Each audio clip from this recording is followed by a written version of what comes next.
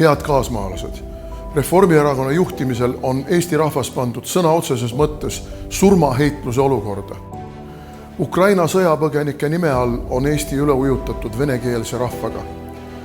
Meie eestikeelsele haridusele ülemineku sildi all venestatakse sõna otseses mõttes Eesti koole.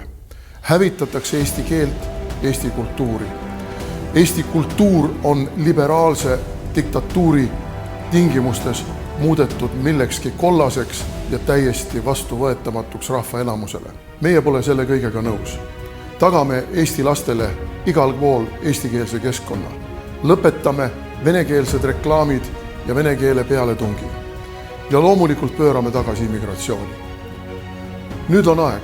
Ühendame jõud. Teeme koos Eesti elu paremaks. Kui oled meiega nõus, vajuta video all olevat nuppu, et täita liitumisavaldus.